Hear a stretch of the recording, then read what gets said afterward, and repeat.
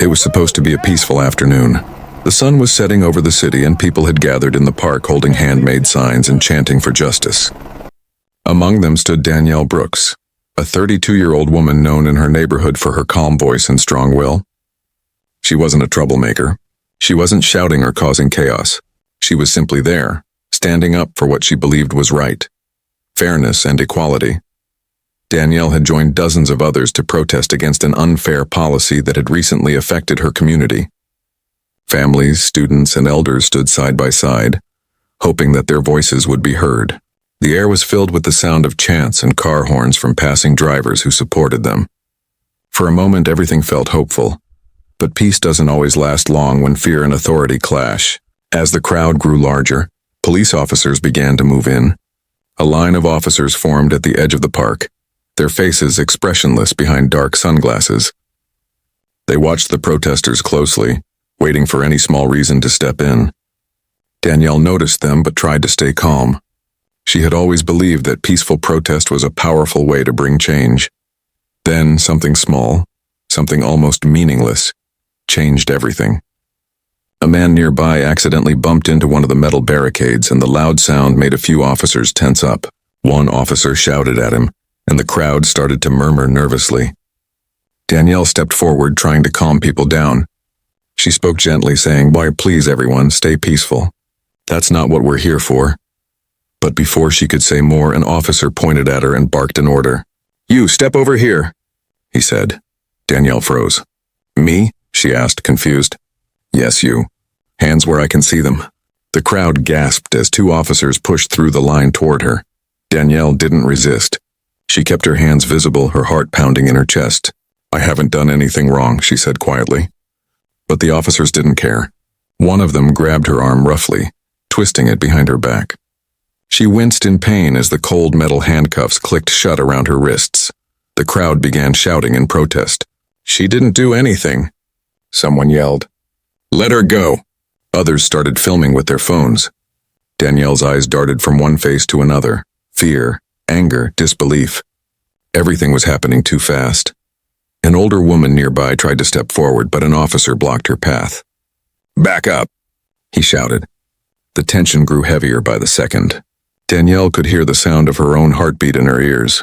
She wanted to explain, to make them understand she wasn't a threat. But every time she spoke, the officers told her to be quiet. They accused her of inciting disturbance, even though all she had done was try to calm people down. "You're under arrest," one officer said flatly, as if reading from a script. Danielle's eyes widened. "For what? For standing here?" she asked, her voice trembling. But there was no answer. As they led her away from the crowd, she stumbled slightly. The cuffs were tight, cutting into her wrists. The cameras followed her every move. Dozens of phones recording, capturing the moment that would later go viral. She didn't know it yet, but those few seconds were about to change her life forever. The officers marched her toward a police vehicle parked on the edge of the park. Danielle tried to stay calm, but confusion and fear churned inside her. She had never been arrested before. She was a community volunteer, a mother, someone who believed in kindness and dialogue. None of this made sense. Inside the police car, she sat silently, her wrists aching. Through the window, she could still see the crowd shouting her name. Some were chanting, "Let her go! Let her go!" Others were arguing with officers. But the car's engine started and the sound drowned out the voices. The park began to fade behind her as the car drove off into the distance. Danielle stared at her reflection in the window. Her eyes were filled with tears she refused to let fall. She kept asking herself, why me? She replayed every moment in her head, the chanting, the officer's glare, the handcuffs. She couldn't find a reason. The officers in the front seat spoke in low voices, their tone cold and professional. "We'll transfer her by helicopter," one said. Danielle frowned. That didn't sound normal. Why a helicopter? She wondered silently. Where are they taking me? The thought made her stomach twist. None of this felt like a routine arrest. The air inside the car was thick with tension, and every turn the vehicle took made her more uneasy. She had a strange feeling that something bigger, something much darker, was about to happen. She closed her eyes and tried to breathe deeply, reminding herself to stay strong. Her grandmother's words echoed in her mind. When the world tests you, child, stand tall and speak your truth. At that moment, she didn't know how much strength she would soon need. She didn't know that this arrest, in this so-called routine transfer, would become one of the most shocking events ever captured on camera. All she knew was that she was scared, handcuffed, and being taken somewhere she didn't understand. The car turned off the main road and headed toward the sound of helicopter blades in the distance. Danielle looked out the window, her heart beating faster with every second. She whispered to herself, "Whatever happens next, I won't be silent." That quiet promise to herself was the spark that would soon ignite a storm, one that no one, not even the officers, could ever have predicted. The police car stopped near an open field on the edge of the city. The air was thick with dust, and the loud chopping sound of helicopter blades filled the sky. Danielle Brooks looked up through the tinted window and saw a gray helicopter hovering above the ground, wind whipping the grass flat around it. For a moment she thought there had been a mistake. Helicopters were for dangerous criminals or emergency rescues, not peaceful protesters. The officer in the front seat opened his door and stepped out. "Stay still," another officer barked at her. The door opened beside her and a rush of cold air hit her face. She squinted against the sunlight as the blades thundered above her head. Two more officers were waiting by the helicopter, one holding a radio, the other watching her closely. Danielle's wrists ached from the tight handcuffs, but she tried to keep her head high. "Where are you taking me?" she asked, raising her voice over the roar of the rotors. No one answered. One officer simply placed a hand on her shoulder and began guiding her toward the helicopter. The ground vibrated beneath her shoes and her heart pounded faster with each step. A few people nearby, workers or maybe reporters, watched the strange scene unfold. One of them lifted a phone and started recording. Danielle caught sight of the lens and felt a mix of fear and relief. At least someone was seeing this. At least the world might know what was happening. As they approached the helicopter, the noise grew almost unbearable. Danielle's hair whipped around her face and she could hardly keep her balance. "Careful," one of the officers muttered, though his tone carried no real concern. She climbed into the helicopter awkwardly, her hands still cuffed behind her back, and sat on a metal seat near the door. Inside, everything smelled of fuel and sweat. The space was tight, just 2 seats on each side and the pilot up front wearing a helmet. Danielle's eyes darted around, trying to understand why she was there. She could feel every vibration of the engine through her body. One officer strapped himself in across from her, keeping his eyes fixed on her. Another sat beside the pilot, speaking into a radio headset. "Subject secured," he said flatly. Danielle frowned. Subject. That word made her feel less like a person and more like a problem to be handled. When the helicopter lifted off the ground, Danielle's stomach dropped. The field below shrank quickly, and the city stretched out beneath them like a map. She stared out the small window, her mind spinning. Why a helicopter? She thought again. Where could they possibly be taking me? For the first few minutes, no one spoke. Only the roar of the blades filled the silence. Danielle tried to read the faces of the men around her, but their expressions were cold and unreadable. She could feel the tension in the air, something unspoken, something wrong. Then, she noticed one officer glancing repeatedly at her, whispering into his headset. Another officer shook his head, his jaw tight. Whatever they were talking about, it wasn't routine. Danielle could sense fear, not just in herself, but in them too. Suddenly, the helicopter tilted slightly. Danielle gasped as the movement threw her off balance. "Hey, what's happening?" she shouted. The officer across from her didn't answer. He looked toward the front, where the pilot and his partner were arguing over the radio. From the little she could hear through the noise, the words made her blood run cold. Orders changed. Not safe to land at base. Proceed as directed. Danielle leaned forward. What do you mean, not safe to land? Where are we going? She demanded, but her voice was swallowed by the roar of the blades. The officer beside her gave a nervous glance, then muttered under his breath, "Just stay quiet." Something was terribly wrong. The helicopter climbed higher, moving toward the open countryside. Danielle's mind raced. She thought about her son, about how scared he must be not knowing where his mother was. She thought about her grandmother's voice telling her to be strong no matter what. Then she caught sight of the camera again, a small black lens near the ceiling blinking red. A recording light. They were filming everything. The realization sent a chill down her spine. Why would they record this? She wondered. Her heart thudded painfully. She didn't know it yet, but that tiny camera would soon capture one of the most shocking moments in recent history. Minutes passed, each one heavier than the last. The officers spoke in code, their words clipped and tense. Danielle tried to stay calm, whispering to herself, it's okay, just stay alive." But the uncertainty was eating her alive. Finally, one of the officers reached for the door handle. The noise doubled as wind rushed in, wild and deafening. Danielle's eyes widened in disbelief. "What are you doing?" she shouted. No one answered. The officer at her side looked down, avoiding her eyes. He seemed uneasy, his fingers twitching near his belt. Danielle could see the conflict in his face. Fear, guilt, hesitation. "Please," she said softly, her voice trembling. "Whatever you're about to do, don't." But the helicopter didn't slow down. The pilot's voice came over the intercom, cold and final. "Proceed." Danielle's breath caught in her throat. The officer beside her stood up, unsteady from the turbulence, and stepped toward her. The open door yawned wide, wind screaming through it. And in that terrifying moment, as the world blurred beneath her and her heart hammered like thunder, Danielle realized that her nightmare had only just begun. The helicopter roared through the sky, slicing the clouds like a blade. The city had disappeared behind them, replaced by endless stretches of forest and fields. Danielle Brooks sat frozen in her seat, the cold metal cuffs biting into her wrists. The open door beside her let in bursts of wind so strong it felt like the air was trying to pull her out. Her heart thudded so loud she could hear it over the engine. Every few seconds she looked at the officers sitting across from her, hoping one of them would meet her eyes, hoping someone would explain what was happening. But they didn't. They sat stiff, their faces hard and distant, pretending she wasn't there. She wanted to scream, but fear held her throat tight.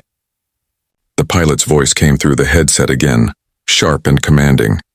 "Maintain altitude. Awaiting further instructions."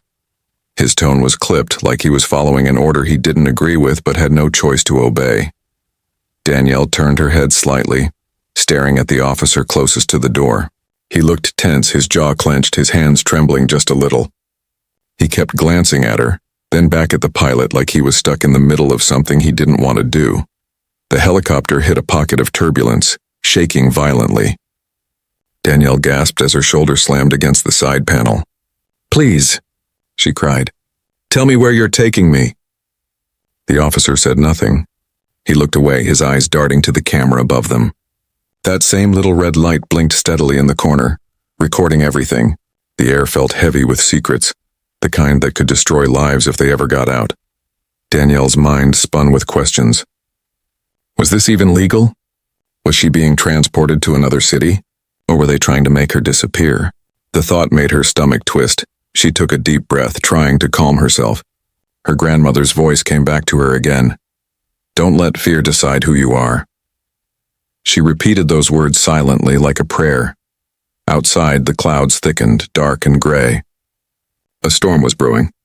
Lightning flashed far in the distance, lighting up the horizon. Danielle flinched at the sound of thunder that followed. It felt like the sky itself was warning her that something terrible was coming. The officer in the front suddenly turned back toward the others. "We're off course," he said, his voice tight. "Command isn't responding." The pilot swore under his breath. Danielle leaned forward, her curiosity stronger than her fear now. "What do you mean off course?" she shouted. "Where are we?" The man across from her shot her a look. "Quiet," he barked, but there was fear in his voice, not authority. Danielle realized they weren't as in control as they seemed. Whatever plan they were following was falling apart. Then something unexpected happened. The helicopter dipped lower, the wind screaming louder. Danielle's stomach lurched as she felt gravity pull her downward. Through the open door, she saw treetops rushing closer. "What are you doing?" she cried. "Are you landing?" But the pilot didn't respond. Instead, one officer reached for the door latch again, as if testing it. The door rattled violently from the wind. Danielle's pulse quickened. She could barely move with her hands bound, but she leaned as far away from the opening as she could. "Stop," she shouted. "You can't just, stay back." The officer snapped, but his voice cracked under the pressure. His face was pale now, his eyes darting between her and the horizon. Danielle's thoughts spiraled. Every instinct in her screamed that something was terribly, horribly wrong. This wasn't a transfer. This wasn't protocol. This was something else, something dangerous. Her mind flashed to her son again, his small smile, his laugh, his favorite bedtime story. She imagined him waiting for her at home, not knowing she was high above the earth, surrounded by men who refused to tell her why she was there. Tears burned her eyes, but she refused to let them fall. She needed to stay alert. The helicopter tilted again, and the officer by the door reached out to steady himself.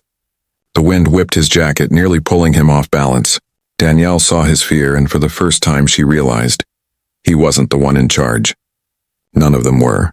Someone higher up had given an order. A cruel, reckless order. Danielle's voice shook as she spoke, but her words were clear. Whatever you were told to do, you don't have to do it. You know this isn't right. For a moment no one said anything. The air was filled only with the pounding of the rotor blades and the deep rumble of thunder growing closer. Then the officer by the door turned his head, his lips barely moving. It's not up to me, he muttered. Danielle's stomach dropped. Before she could respond, the helicopter jerked violently to one side. She screamed as her body slammed against the seatbelt. The officer grabbed a metal bar to keep from falling. Papers and small objects flew through the cabin. The wind howled louder and the storm outside cracked open with lightning. Hold on, the pilot shouted. Danielle's eyes locked on the door, still half open. The wind tore through it like a monster, shrieking and wild. Every second felt endless, her mind racing between hope and horror. She didn't know it yet, but this was the final calm before everything changed. Before the world would witness something so shocking. It would leave even the officers who caused it completely speechless. The storm outside was growing stronger. The helicopter trembled in the sky, fighting against fierce gusts of wind that rocked it side to side. Danielle Brooks clutched the edge of her seat, her hands still bound behind her. Her wrists were burning, but her fear was stronger than any pain she felt. The world outside was a blur of gray clouds and lightning, and the inside of the aircraft felt like a cage. The officers inside were no longer calm. The pilot was yelling into his radio, but all Danielle could hear were bursts of static and broken words. Command, repeat, low visibility, awaiting confirmation. His voice cracked with tension. Something wasn't right. Something had changed. Danielle's heart pounded so hard it hurt. She could sense it, and the fear, the uncertainty. It was in the air like electricity. One of the officers, the younger one who had looked uneasy from the start, was staring at the floor, his fingers tapping nervously against his knee. The other, the one who had barked orders before, now had a strange, cold look in his eyes, the kind of look that made Danielle's stomach twist. Then, through the roar of the engine, the pilot turned and shouted something that made the entire cabin go silent. We've been told to proceed with the drop. The words hung in the air, heavy and unbelievable. Danielle blinked, unsure if she'd heard correctly. What did you say? She shouted. No one answered. The younger officer looked up sharply, his eyes wide with disbelief. Sir, that can't be serious, he yelled. The senior officer shot him a glare. You heard the order. Danielle felt her chest tighten. Her mind couldn't even process what she was hearing. Drop? What did that mean? Drop what, nor who? Her breath came faster now. What do you mean, the drop? She cried, her voice trembling. The senior officer turned toward her slowly, his face blank, his jaw clenched tight. You'll stay quiet, he said coldly. No, Danielle said, shaking her head. You tell me what's happening. You tell me right now. The helicopter dipped lower, and Danielle could see the ground through the open door, a blur of trees and grass miles below. Her pulse raced so fast she thought she might pass out. The officer by the door reached for something, and a lever, a hook, she couldn't tell. Every movement felt like a countdown. Sir, this is insane, the younger officer shouted. She's restrained. We can't do this. The senior officer didn't answer right away. He just stood there, his hand hovering near his belt, his face pale but determined. Orders are orders, he muttered finally. We have clearance. Danielle couldn't believe what she was hearing. Clearance for what? She screamed. The younger officer looked at her with wide, helpless eyes. Ma'am, I'm sorry, those 3 words shattered her. No, she said, shaking her head violently. No, you can't. Before she could finish, the helicopter jerked again and the pilot shouted something into his radio. Something Danielle couldn't make out. Her ears were ringing, her mind spinning. She could feel the air rushing harder now through the open door, the wind pulling at her clothes like invisible hands. The senior officer grabbed her arm. His grip was rough, his voice low and cold. "Stand up," Danielle froze. "What are you doing?" she demanded. Her voice cracked, part fear, part anger. "You're not going to do this. You can't." The younger officer stood too, stepping between them. "Sir, this isn't right." "We can't." "Step aside," the older man barked. "That's an order." For a second, the two men just stared at each other, one filled with fear, the other with something darker, something broken. Then the younger officer stepped back, his face pale. Danielle saw tears in his eyes. The helicopter tilted slightly lower. Below, the ground was closer now. Not close enough to be safe, but close enough to see shapes. A field, a small road, something glinting in the distance. Danielle's entire body was shaking. "Please," she whispered. "I have a child. I have a son. You can't do this." The senior officer's hand tightened on her arm. "I'm sorry," he said, but his tone was empty and just words he didn't mean. "Don't touch me," Danielle shouted, trying to pull away, but with her hands cuffed, she couldn't move much. The officer's grip only grew stronger. The wind screamed louder as he pulled her toward the door. The younger officer turned away, unable to watch. The pilot's knuckles were white on the controls. Everyone in that helicopter knew what was happening was wrong, and yet none of them stopped it. Danielle's feet scraped against the floor as she struggled. "Please don't do this," she cried, her voice raw with terror. "Execute the order," the pilot said flatly over the intercom, and with that, everything slowed. The officer by the door grabbed Danielle's arm and dragged her toward the open hatch. The wind tore through her hair, the roar of the rotors deafening her. The world outside was a dizzying blur of green and gray. Danielle screamed, kicking out, but her legs couldn't find footing. Her body was shaking uncontrollably. "Stop," she shouted.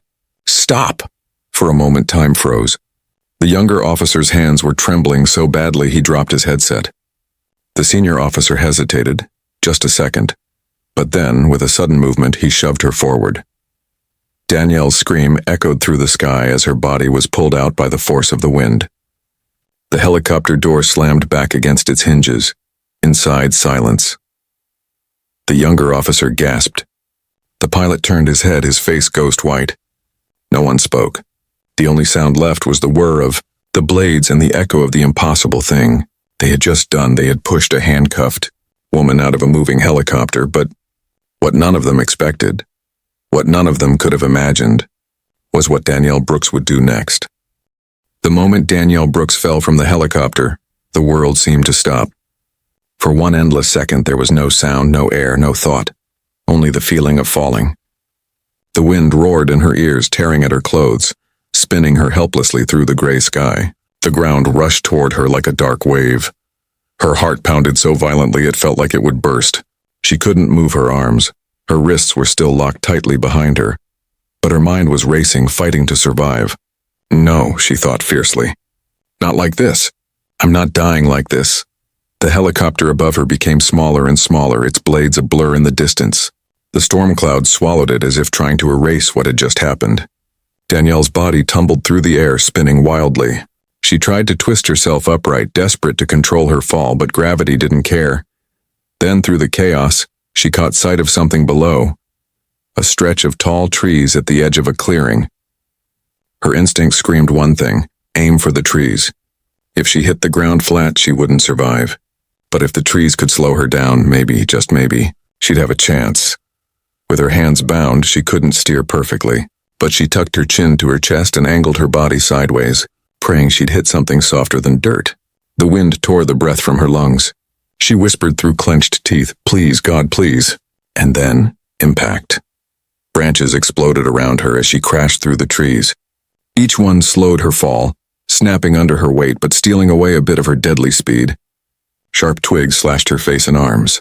Her shoulder hit a thick branch, pain shooting through her body like lightning. Finally, she crashed hard into the muddy ground, rolling several feet before coming to a stop. Everything went black for a moment. When Danielle opened her eyes, she couldn't breathe. The world spun around her. Gray clouds, broken branches, flashes of rain. She coughed hard, gasping for air, her whole body trembling. Every bone felt bruised. Her left leg screamed with pain and her shoulder throbbed. But she was alive. Somehow, unbelievably, she was alive. She lay there in the dirt, rain pouring down on her face. The helicopter was gone. The storm had moved closer and thunder rumbled like an angry drum. She could barely lift her head, but she managed to whisper, "I'm still here." Her hands were still cuffed, her wrists bleeding from the metal. She tried to twist and pull, but it was useless. The cuffs held tight. For a moment, fear took over. The kind of deep, empty fear that makes you feel like a child again.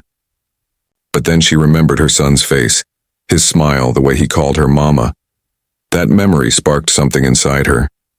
"I can't stop," she told herself softly. "He needs me." With trembling arms, she pushed herself up onto her knees. Every movement was agony, but she refused to give up. She looked around. Nothing but forest and open fields stretching for miles. No roads, no people, no sound except the wind. Her breathing was rough, uneven. She tried to stand but stumbled, landing hard on one knee. Pain shot up her leg, but she gritted her teeth and tried again. This time she stayed standing, swaying slightly. She could see smoke far in the distance, maybe from a farmhouse or a small road. She started walking. Every step hurt. Mud clung to her shoes. The rain made the ground slippery, and twice she nearly fell again. Her vision blurred from exhaustion, but she kept going. Each step was fueled by anger, by disbelief, by a fierce will to live. The officers in that helicopter had thought she would die when she hit the ground. They had written her off, already erasing her name in their minds. But Danielle Brooks wasn't just anyone. She was a fighter, a mother who refused to disappear quietly. After what felt like hours, she reached the edge of the forest. Her clothes were torn, her body bruised, her wrists raw from struggling against the cuffs. She could hear the faint hum of cars somewhere ahead. Civilization. Hope. She stumbled forward until she reached a dirt road. Her knees gave out and she dropped onto the wet ground, gasping for breath. For a moment, she just sat there staring at the horizon. Her mind was foggy, but her spirit was clear. She had survived something meant to destroy her. Then she saw headlights. A truck was coming down the road, slow and steady. Danielle tried to wave her arms, but the cuffs made it hard to move. "Help!" she shouted, her voice hoarse. The truck slowed, tires crunching over gravel.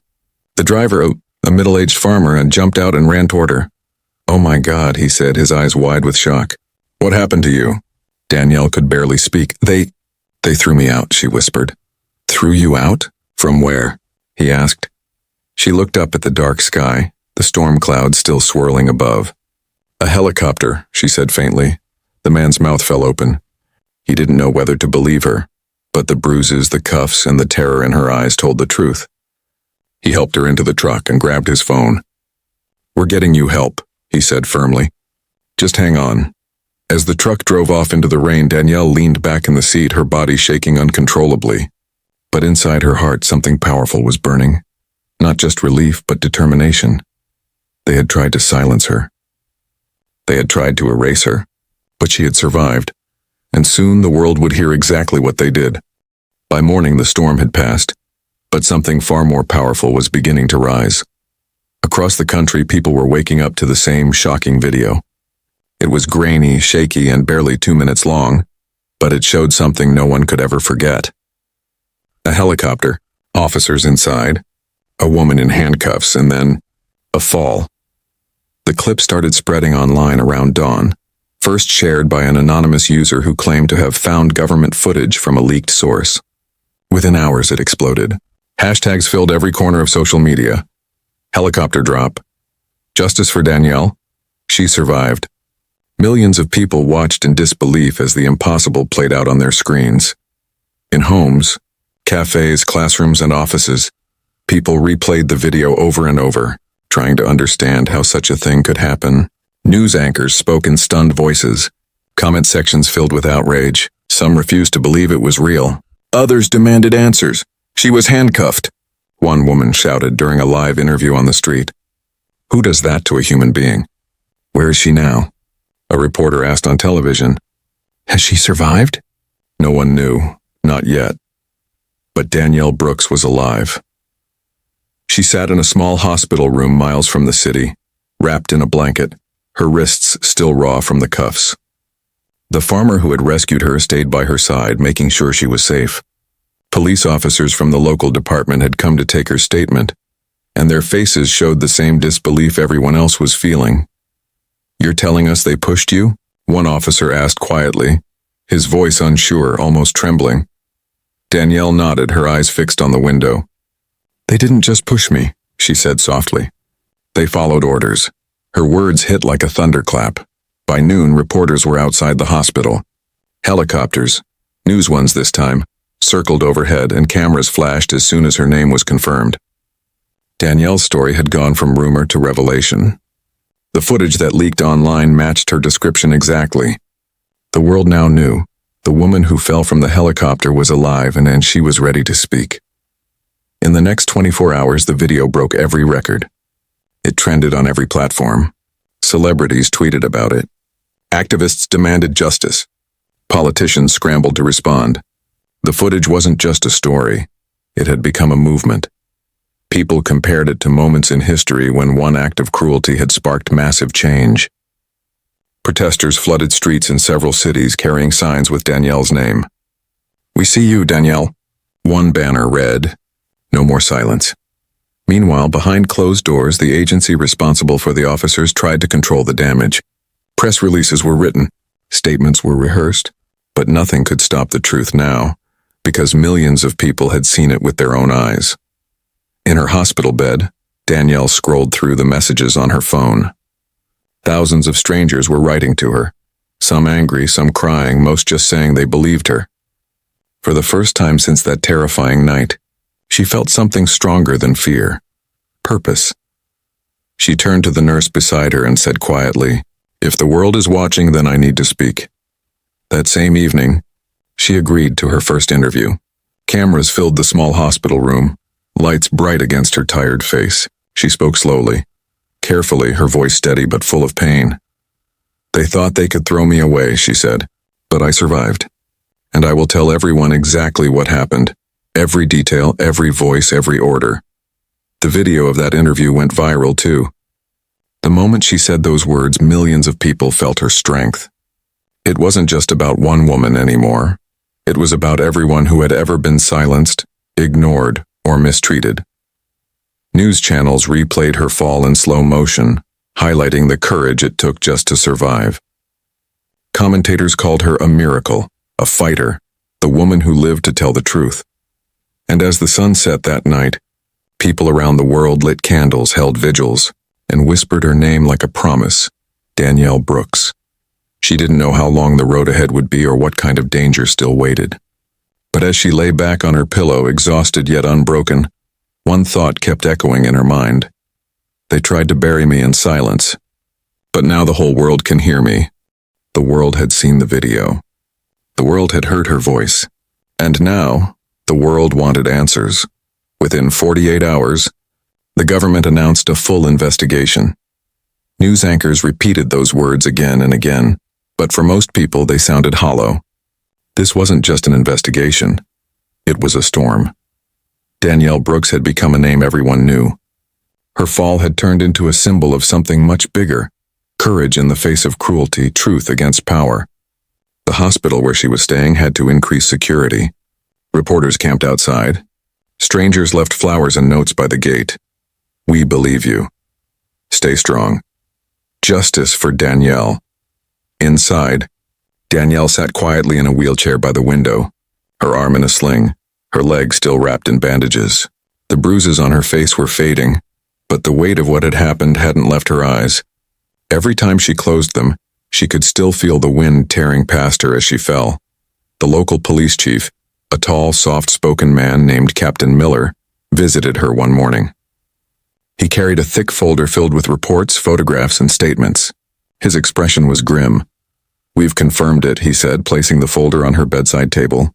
"The helicopter you described belongs to a federal tactical unit.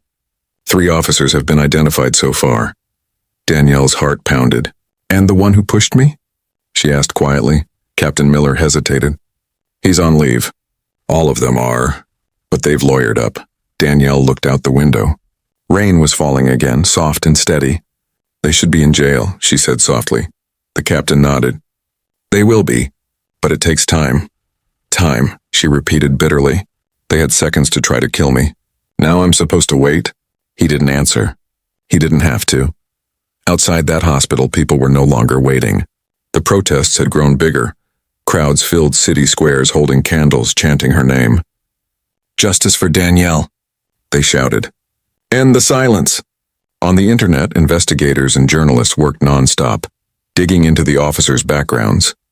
Leaked documents surfaced, internal memos, radio logs, transcripts, revealing that the order to proceed with the drop had indeed come from someone higher up. The leak was explosive. News channels aired the findings nonstop. Politicians were cornered by reporters. "Did you authorize this mission?" they were asked. "Who gave the order?" Some stammered. Others walked away. Behind closed doors, people were scrambling to protect themselves, deleting messages, rewriting reports, blaming each other.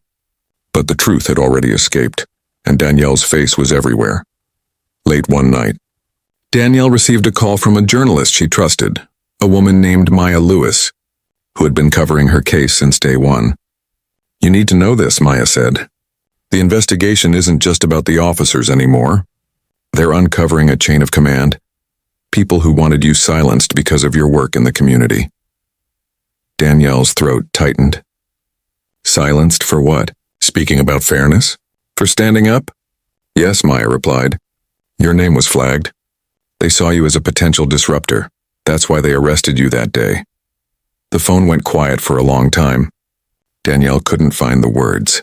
She had always believed in peaceful change, in dialogue, in nonviolence. She never thought her voice could make her a target. When she finally spoke, her voice was calm but filled with fire. Then they made a mistake. They thought they could silence me, but now everyone is listening. A week later, Danielle appeared in public for the first time since the fall. Surrounded by supporters and cameras, she stepped onto a stage outside the courthouse, leaning on a cane but standing tall. The crowd went silent as she took the microphone. Her voice was steady, echoing through the air. "They pushed me out of that helicopter thinking I would disappear. But I didn't, I lived, and I'm here to make sure no one else ever goes through what I did. We are stronger than fear. We are louder than lies, and we will not be ignored." The crowd erupted in cheers. Tears streamed down faces. Strangers hugged. For a moment, the pain, the fear, and the injustice turned into something beautiful. Hope. That same evening, the Department of Justice announced formal charges against the officers involved. One had already confessed during questioning, breaking down in tears, admitting the truth. "We were told to make it look like an accident." The world gasped again, but Danielle didn't. She had always known the truth, from the moment she saw the fear in their eyes before the push. That night, as she sat in her hotel room watching the news, she finally allowed herself to cry, not out of pain but out of relief. The fight wasn't over, but it had begun on her terms. Outside her window, the city glowed with lights and chants. She closed her eyes and whispered to herself, "You tried to end me, and instead you woke me up." The investigation had become a revolution, and Danielle Brooks was now its beating heart.